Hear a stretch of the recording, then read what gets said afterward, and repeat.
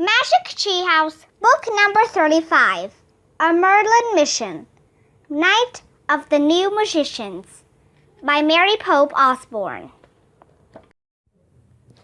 Chapter 6, Invisible Enemies. Jack and Danny whirled around. A dark figure was standing at a side door of the Institute. The sorcerer, Jack thought. He frantically tried to remember his line of the rhyme. "Can I help you?" the figure said. He stepped forward into the light of a gas lamp. He was an old man with stooped shoulders. His hair was white, and he had a friendly smile. "Hi, who are you?" asked Danny. "I am the night watchman," the man said. "The Institute is closed for the night. Have you been bitten by a dog? Have you come for the rabies treatment?" "No, we're fine," said Annie. "Is that what you do here?" asked Jack. "You treat people for rabies?" "Yes, not I, of course, but Dr. Pasteur. He treats other diseases as well," said the old man. "He is the world's famous medical researcher." "Really?" said Jack. "What does he research?" "Microbes," said the night watchman. "Microbes?" said Annie. "Germs," explained Jack. "Yuck," said Annie. "Microbes are invisible to the eye," said the old man. "Some are useful and necessary, but others can cause great harm. Dr. Pasteur battles the deadly ones with research and vaccines and new medicines." Annie gasped. "He battles deadly enemies no one can see," she said. "He's the magician of the invisible." "Yes," said Jack. The old man smiled. "I suppose you could say that," he said. "Dr. Pasteur has certainly helped a lot of people." "We have to find him," said Annie. "Do you know where he is now?" "Unfortunately, you have just missed him," said the night watchman. "Earlier, a messenger left an invitation for him." "A strange man in a black cloak?" said Annie. "You know him?" said the night watchman. "Not really," said Jack, "but we think we know who he is. What did the invitation say?" "I do not know," said the old man. "But when Dr. Pasteur read it, he left immediately. He said he had to get to the Eiffel Tower by 10 p.m. "The Eiffel Tower?" said Annie. "By 10 p.m.?" said Jack. "Do you know what time it is now?" The old man pulled out a pocket watch. "It is about 25 minutes until 10. "Yikes! We'd better get going," said Annie. "Thanks for your help," Jack said to the night watchman. "You're welcome," the old man said. Then he stepped back inside the Institute and closed the door.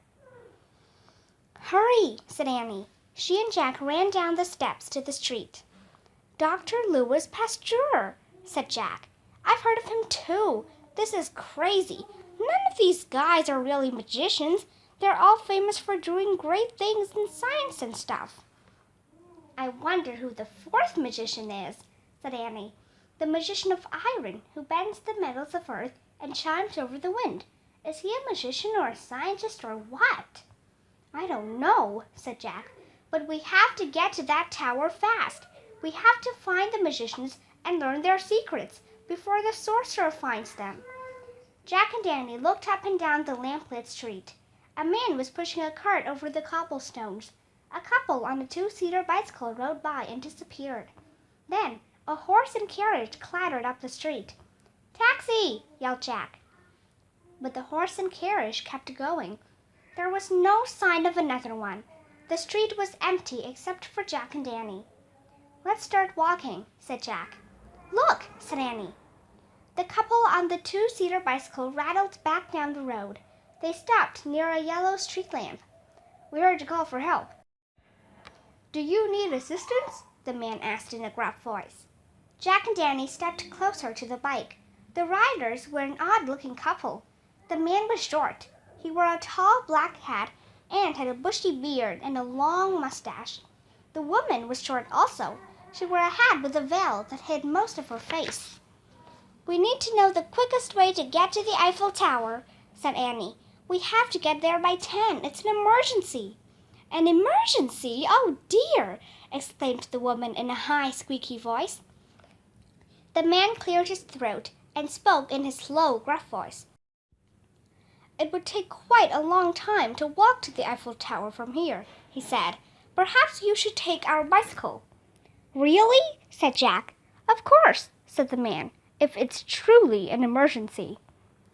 "It's an emergency, all right," said Annie. "But how can we get your bike back to you?" "Just leave it for us under the arches at the bottom of the tower," said the man. "We can pay you for letting us borrow it," said Annie. She pulled coins out of her pocket and held them out to the couple. "You can have them all." "No, please, we are happy to help," said the man as the couple climbed off their bicycle. "This is really nice of you," said Annie. "Good luck," the woman squeaked. Then she and the man started walking away. "You were our good luck," shouted Annie. "Thanks." "Yes, thanks a lot," shouted Jack. The man turned back. "You had better hurry," he called over his shoulder.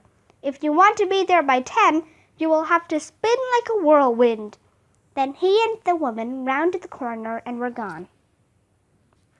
"I love this bike," said Annie. She climbed onto the front seat, and Jack climbed onto the one in back. "Ready?" "Go easy till we get the hang of it," said Jack. Jack and Annie started pedaling. At first, the large bike was very wobbly, and they almost fell over. "We have to pedal at the same speed," said Jack. Jack and Annie balanced themselves on the bike and tried to pedal together. The bike bumped over the cobblestones a little more smoothly. "I think I've got the hang of it now," said Annie. "Me too," said Jack. "It isn't that different from riding a regular bike." "Which way do we go?" said Annie. "We have to find that busy street with the cafes," said Jack. They rode the bike to the corner and looked right and left. "That way," said Annie. She pointed to the right, where there was a busy block with lots of gas-lit restaurants and people strolling about. "Okay, go," said Jack. Annie turned the front handlebars, and she and Jack pedaled around the bumpy street. Annie steered them carefully around couples walking arm in arm. People at outdoor cafes waved to them as they rode by. But the street grew more deserted as Jack and Annie kept riding. By the time they came to the end, there was no one around. They pushed back on their pedals and brought their bike to a shaky stop. "Which way now?" said Annie. Jack looked to the right and left. Both ways were dimly lit, with closed shops and dark houses. Jack didn't recognize anything. "I don't know," he said. "I wasn't paying attention during the carriage ride." "Me either," said Annie. Jack could see the Eiffel Tower rising into the sky behind other buildings. It didn't look that far away, but he had no idea how to get there. "Let's try going left," he said. Jack and Annie turned left and rattled over the cobblestones until they came to an empty square at the end of the street. "It's a dead end," said Jack. "We have to go back," said Annie. "Hurry!" Jack and Annie turned the bike around and sped back up the street. They pedaled until they came to another dead end. "Oh no," said Jack. "Where's that busy street with all the cafes?" "We must have missed it somehow," said Annie. "We're completely lost, and it's almost 10 o'clock. "This is so annoying," said Jack. "The tower is right there." He pointed to the Eiffel Tower looming over Paris. "It's really not that far away. We just don't know how to get there." "Wait a minute," said Annie. "That guy said that to get there by 10, we'd have to spin like a whirlwind." "I know, but we're lost," said Jack. "We don't know which way to go." "It doesn't matter," said Annie. "We have to spin. Spin into the air. That's one of our magic rhymes. We have to spin our bike into the air." Chapter 7. Start Pedaling. "Wow," whispered Jack. He reached into his satchel and pulled out their rhyme book. "I'll say the first line of the rhyme," Jack said to Annie. "You say the second. Then we'll start pedaling as fast as we can. The street's empty. No one will see us, so we can—" "Good," interrupted Annie. "Let's get going." Jack held up the rhyme book so they could both read by the light of a street lamp. He read his line first. Whirl and twirl and swirl and spin. Then Annie read the second line. T-roll-I-B-I ben. Jack shoved the book back into his satchel. Pedal! He cried. Jack and Danny balanced themselves on the bike and pedaled hard. The bike rattled over the cobblestones. Faster! Shouted Jack. He pedaled as hard as he could. The bike shot forward. The front wheel began rising off the stone pavement. Whoa! Cried Annie. Hold on tight! Cried Jack. Jack gripped his handlebars as the wheel spun faster and faster and the bicycle rose into the air. It rose higher and higher above the dark street, above the rooftops, and into the moon-bright sky. Turn left! Shouted Jack.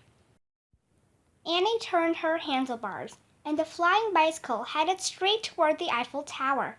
The white beams of the tower spotlights swept over Paris, shining on chimneys, church steeples, and domes, but Jack kept his eyes fixed on the glowing iron tower. That was where they had to go. That was their goal. As Jack and Danny pedaled, the warm Paris air embraced them, holding the bike steady. With very little effort, they drew closer and closer to the tower. Soon they were almost there. We have to land, shouted Jack. I know, shouted Annie. Lean forward. They both leaned forward. The front wheel of the bike dipped. Annie steadied her handlebars as the bike zoomed down toward the base of the tower. Stop pedaling, shouted Jack. He was afraid they would dive straight into the ground. But the bike seemed to have a mind of its own. As it drew nearer to the base of the tower, it began to drop softly and slowly, like a falling feather. The bike floated closer and closer to the ground. Its wheels brushed the grass of a shadowy garden not far from the tower. Jack and Annie pushed on the brakes, and the bike slowed to a stop. Then it fell gently onto its side, dumping Jack and Danny onto the soft, wet grass. Jack looked up. The Eiffel Tower loomed above them, reaching toward the bright Paris moon. We made it, Annie said breathlessly. Not yet, said Jack. We still have to find that party. He and Danny stood up. But first, we have to leave the bike under the tower, like we promised, said Annie. Jack and Danny picked up the big bike. They jumped back on and started pedaling toward the Eiffel Tower. The bike felt a lot clunkier on the ground than it had in the air. As they bumped over the grass, they saw people streaming away from the fairgrounds. It looks like the fair's closing, said Annie. Jack and Danny parked the bike in a bike stand beneath the tower. The area looked deserted. There was no sign of a party or of the new musicians. A single guard stood under one of the tall arches. Excuse me, Annie called to the guard. Do you know what time it is? Almost 10, answered the guard. Is the tower closed for the day? Said Jack. Yes, I'm afraid it is, said the guard. We heard there was going to be a party at the Eiffel Tower tonight, said Annie. The guard shook his head. No, sorry. As you can see, there is no party here, unless you mean the private affair at the top of the tower. There's a private party at the very top? Said Annie. She and Jack looked up. The top of the tower seemed a mile away. Yes, with some very important guests, said the guard. He leaned closer and whispered, Mr. Thomas Edison, Dr. Louis Pasteur, and Mr. Alexander Graham Bell. That's our party, exclaimed Annie. Is there a fourth guest? Jack asked. There may be others, but I did not see anyone else going up, said the guard.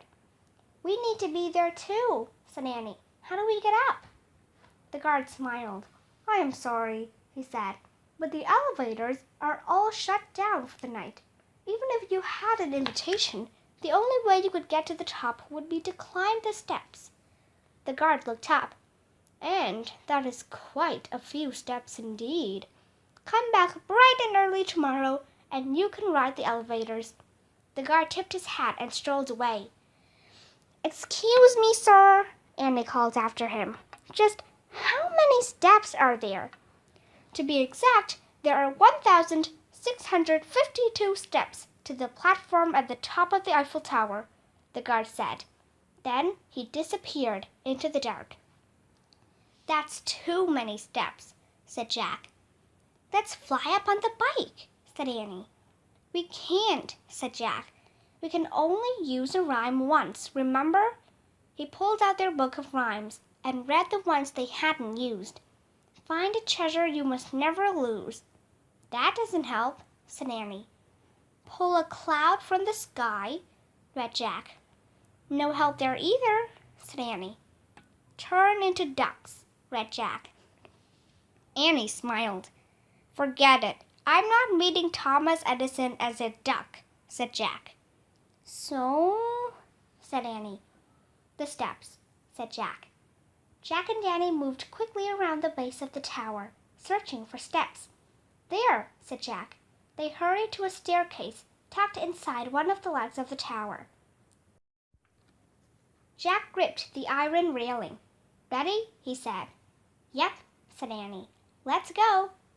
Together, they started up the 1,652 steps that led to the top platform of the Eiffel Tower. Chapter 8. Secrets. Jack could see the Paris sky through the iron rails of the tower. At first, climbing was easy. The steps weren't very steep, and Jack counted each one as they climbed. 26, 27, 28. I wonder what's going on at the top now, said Annie. 31, 32, 33, breathed Jack. I wonder if the sorcerer is there with the others, said Annie. What will he do when he finds out those guys aren't the kind of magicians he thinks they are? Don't know, breathed Jack. 49, 50. I'll bet he won't believe them, said Annie. He might kidnap them and force them to tell their secrets. 61, 62, said Jack. Faster, faster, said Annie. By the time Jack had counted the 360 steps to the tower's first-story platform, they were both panting. Jack's feet felt like lead. That's a lot of steps, said Annie, out of breath. No kidding, said Jack, gasping between words. But we have to keep going. They kept going, but a little more slowly. Jack picked up the count. 361, 362. You can see how he might have thought Alexander Graham Bell was a new magician, said Annie, panting. 392, 393, said Jack. Think about it, said Annie. You've never used a phone in your life. Then one day, you pick up this thing, hear a voice talking, the voice of someone who lives far away. You think, magic, breathed Jack. 444, 445, and Thomas Edison, said Annie. Think about it. Thousands of years, you depend on fire for light. Then one day, you flip a switch. Presto! A glass bulb lights up. Magic, gasped Jack. 510, 511, and Louis Pasteur. Think about it, said Annie. There are all these diseases. Nobody knows what's causing them. Then one day, this guy discovers germs, and he figures out a way to wipe out the bad ones. Magic, said Jack. 602, 603, 604. I can't believe the sorcerer would do anything mean to those guys, said Annie. Even if he is evil, said Jack. 620, 621. His leg muscles burned, but he moved like a machine up the mountain of steps. Finally, they reached the second platform. 700, breathed Jack. We have to keep going, said Annie. Keep going, and let's get our rhyme ready, said Jack. As soon as we see the sorcerer, we have to say it, make him disappear. Right, breathed Danny. That's our mission. Protect the new magicians and find out their secrets for Merlin. Don't talk, save breath, said Jack. Jack and Danny kept climbing and counting. Drawing closer to the top of the tower, Jack heard piano music. As they climbed higher, The music grew louder. Finally, Jack and Danny climbed onto a third platform. 1,652, gasped Jack. They were almost to the very top of the tower. A spiral staircase led from the platform up to a terrace. Jack's leg muscles ached, his head hurt, his heart pounded. "But we have to keep going," he whispered. He and Danny dragged themselves up the spiral staircase that led to the terrace. They both collapsed and sat on the top step, trying to breathe. A flag overhead flapped noisily. Damp with sweat, Jack felt chilled by the wind. The piano music was coming from a small apartment on the terrace. "I wonder who's playing," said Annie, still gasping for breath. "Maybe one of the magicians," said Jack. "Or the sorcerer," said Annie. Jack felt a surge of fear. It almost took away his tiredness. "We have to make him disappear," he said. He stood up shakily. "Let's look through the window," said Annie. The two of them struggled against the wind as they staggered to the window of the apartment. When they peeked in, they saw a cozy room with leather chairs and glowing lamps. A man with a trim pointed beard was playing the piano. Behind him stood an elderly man with a graying beard, a big man with a bushy white beard, and a friendly-looking man with no beard. All of them were smiling and nodding their heads in time to the music. "There are 4 of them in there," whispered Jack. "Is the 4th one the sorcerer?" said Annie. "Or is he the 4th new magician?" "I don't think any of them are the sorcerer," whispered Jack. "None of them look evil. They all look pretty nice." "What is this place anyway?" said Annie. "Let's check the book," said Jack. He pulled out the guidebook and looked up Eiffel Tower. He found a drawing of the tower. Each platform was labeled. The area at the top read, "At the very top of the tower is the apartment of Gustav Eiffel." A picture showed Gustav Eiffel sitting in his apartment. "Look, he's the guy playing the piano," said Jack. He read on. "Gustav Eiffel is one of the world's master engineers. He built the Eiffel Tower with glass and iron, the world's newest building materials. Since these materials are lighter than stone or brick, structures can be built very tall. The tower's open design and its iron beams kept it stable in strong winds." "He's the 4th magician," whispered Jack. "The magician of iron. He bends the metals of earth and chimes over the wind." "They're all together now," said Annie. "Alexander Graham Bell, Thomas Edison, Louis Pasteur, and Gustav Eiffel, the 4 new magicians." "And the evil sorcerer hasn't shown up yet," said Jack. "Come on," said Annie. "We have to warn them about him." "And find out their secrets before he does," said Jack. He and Annie walked to the door of the apartment. Annie knocked. The night fell silent as the piano music stopped. "Oh, brother," thought Jack, "how would they explain such a weird situation to these famous men?"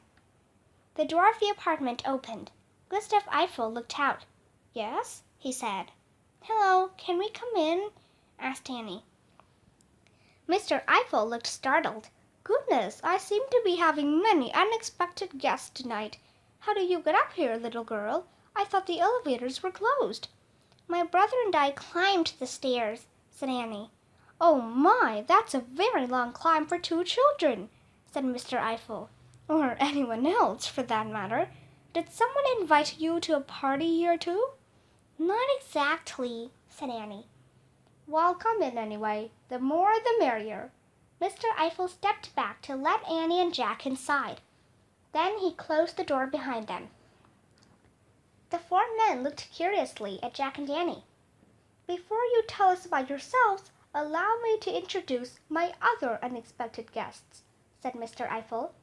"This is Dr. Louis Pasteur." He pointed to the elderly man with the graying beard. "And Mr. Alexander Graham Bell." The big man with the white beard nodded. "And Mr. Thomas Alva Edison." The friendly-looking man reached out and shook both of their hands, first Annie's, then Jack's. You can call me Alva, Mr. Edison said. Hi, Alva, Jack murmured shyly. He couldn't believe he was shaking hands with Thomas Alva Edison. You can call us Jack and Danny, said Annie. So, Jack and Danny, how did you learn about this gathering? Mr. Eiffel asked. You have nothing to do with the invitations these gentlemen received, do you? Annie smiled a goofy grin, as if she didn't know what to say next. She took a deep breath. Well, no, she said, but we know who sent them. Who? Asked Mr. Eiffel. An evil sorcerer who wants to steal the secrets of your magic, said Annie. An evil sorcerer? Said Mr. Eiffel. Yes, said Annie. We can make him disappear, but we need you to tell us your secrets before he gets here. The four men just stared at her. What did she say? Asked Mr. Edison, as if he were a little hard of hearing. She says an evil sorcerer wants to steal the secrets of our magic, Mr. Eiffel said loudly, and that we must tell them our secrets before the sorcerer arrives. Mr. Edison laughed. So did the others. Jack felt his face grow red. The secrets of our magic, eh? Said Mr. Eiffel. That's really a very good question. Let's think. I believe the secret of my magic is actually quite simple. I have a taste for adventure and a love of work and responsibility. So the challenge of building the tallest structure in the world was greatly appealing to me. Very good, said Annie. Taste for adventure, love of work and responsibility. She turned to Dr. Pasteur. Doctor, what's your secret? My secret? Said Dr. Pasteur. He looked down at the floor for a long moment. Then he looked up and said, I believe my secret is this. Chance favors the prepared mind. The other men nodded. Said Mr. Bell. Ah, said Mr. Eiffel. Indeed, said Mr. Edison. What does that mean? Said Annie. Chance means luck, explained Dr. Pasteur. I dare say we all hope for a bit of luck in our work. But I find the more I study and prepare, the luckier I become. Oh, that makes good sense, said Annie. Studying makes you luckier. She turned to Mr. Edison. Alva, what's your secret? Mr. Edison smiled modestly. Well, let me see. His eyes were bright and twinkling. I suppose my secret is this. Genius is 1% inspiration and 99% perspiration. The other men laughed. That's right, said Mr. Eiffel. Sweat, hard work, thousands of experiments fail, then finally one works. The other men clapped. I get it, said Annie. Genius is mostly sweat. Everyone then turned to the last magician. Oh my, said Mr. Bell. He stroked his bushy white beard. How shall I say it? He closed his eyes. When one door closes, another door opens. Everyone started to applaud. Wait, there's more. Keeping his eyes closed, Mr. Bell continued. We often look so long and so regretfully upon the closed door that we do not see the new ones which open for us. He looked at everyone and smiled. The other men clapped again.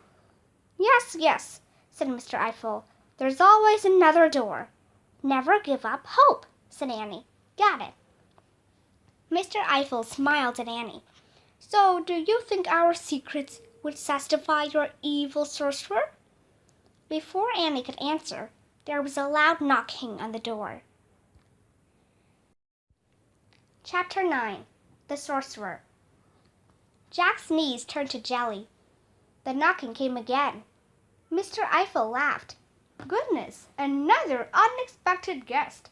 He started toward the door. Don't open it, Jack shouted. Everyone looked at Jack as if he were crazy. It's the sorcerer, Jack said. My sister was telling the truth. He thinks you're all magicians. Don't be afraid, son, Dr. Pasteur said to Jack. I'm sure it's just another guest. Mr. Mr. Eiffel stepped toward the door. "No, please!" shouted Jack. Mr. Eiffel opened the door. There was a deafening clap of thunder. A ball of fire blasted into the room. Jack covered his face. Then all was quiet. "Jack?" Annie said in a small voice. Jack looked up. A golden haze had filled the room. Annie stepped quickly to Jack's side, but none of the others moved.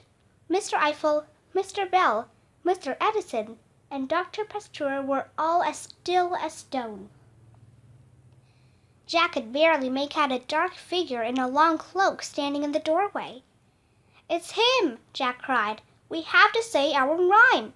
Jack shouted the line he had memorized. "Thing before us, now we see." Jack waited for Annie to finish the rhyme, but she didn't say her line. "Oh no, she's forgotten it," Jack thought wildly. Suddenly he heard Annie laugh. "It's you," she said. Jack looked up.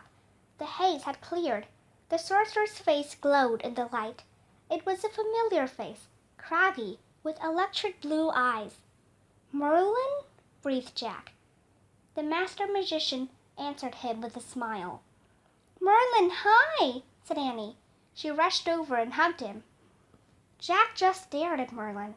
"What happened?" he asked. "Where's the evil sorcerer?" "There are evil sorcerers in my world," Merlin said in his deep voice, "but I assure you none of them were here at the World's Fair today." "So you were the messenger?" said Annie. "You delivered the invitations for everyone to come to the top of the tower?" "Yes, I was the messenger," said Merlin. "I wanted to gather these remarkable men together so you could meet them all in the short time you had to spend in Paris." "But why did you tell us that we had to find them before an evil sorcerer did?" said Jack. Merlin smiled. "Without that challenge, would you have used all your powers of thinking and courage?" he asked. "Would you have been so determined to find the new magicians and learn their secrets?" "Well, maybe not," Jack said honestly. "Problems make us focus our energy," said Merlin. "They can help us think more sharply and act more swiftly. Never wish for all your problems to disappear. Problems can help you achieve your goals. Do you understand?" Jack and Annie nodded. "So now, what are the secrets of these remarkable men?" asked Merlin. "I truly wish to know." "If you want to reach your goal, you have to love adventure and responsibility," said Jack. "You have to study and be prepared so luck will favor you," said Annie. "You have to work really hard because genius is 99% perspiration and only 1% inspiration," said Jack. "And you should never lose hope," said Annie, "because when one door closes, another one opens, and you don't want to miss it." "Wonderful," said Merlin. "These are excellent secrets, and I believe you not only learned them on this mission, but you lived each of them as well. Do you understand?" "I guess," said Jack. Annie looked at the 4 frozen men. "What about them, Merlin?" she said anxiously. "Will they be okay?" "Yes, they will awaken as soon as I leave. Do not worry," said Merlin. "I'm sorry I almost made you disappear," said Jack. Merlin smiled. "That is quite all right, but now we have a little problem. One must never leave a magic rhyme hanging in the air unfinished."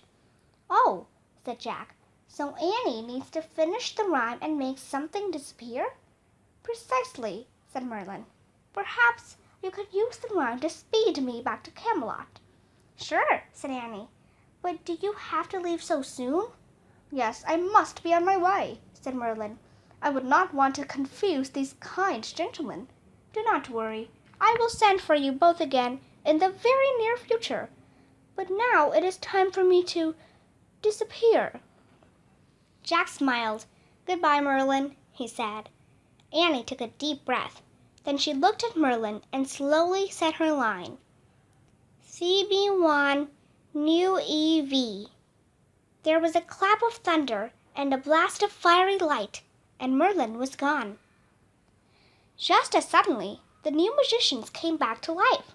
Mr. Eiffel pointed to the open doorway as wind gusted inside. "You see, son," he said to Jack, "it was only the wind." "Oh, yeah," said Jack, pretending to be embarrassed. "I'm sorry." "Don't worry," said Mr. Eiffel. "You and your sister are perfectly safe. We live in the wondrous new world of science, and not in the old world of magic and sorcerers." Mr. Eiffel moved toward the open doorway. "Come, let us all step outside and take a look at our new world." Everyone joined him on the windy terrace and looked over the railing. "Paris is a lovely city, is it not?" Mr. Eiffel said. Jack and Danny and the others watched the giant spotlights sweep over Paris like white comets. The lights shined down on the domes and treetops, the grand monuments and church spires, the colorful fountain waters and rippling river. The boat lights twinkled like fireflies. "Thanks to Mr. Eiffel and his tower, we can see the entire city," Mr. Edison shouted above the wind. "Thanks to Mr. Edison, 10,000 gas street lamps in Paris will soon be replaced by electric lights," said Mr. Eiffel. "Thanks to Dr. Pasteur's Institute, we will soon have cures for many more deadly diseases," said Mr. Bell. "And thanks to Mr. Bell, I'll be able to call you all on the telephone and tell you about it," joked Dr. Pasteur. Everyone laughed. "And this is just the beginning," said Annie. "Someday, people will carry tiny telephones in their pockets and talk to other people anywhere in the world." Annie, we'd better get going," said Jack. He didn't want the others to know he and Danny were from the future. But Annie kept talking. "And there'll be these things called computers," she said, "that can give you instant information about anything, anytime." "Annie," said Jack. "And get this," she said. She pointed to the full moon overhead. "Someday, people will actually walk on that moon up there." The men all chuckled. "You have a most delightful imagination," said Mr. Eiffel. "And that is a wonderful thing," said Mr. Edison. "Without imagination, none of us would be standing here tonight."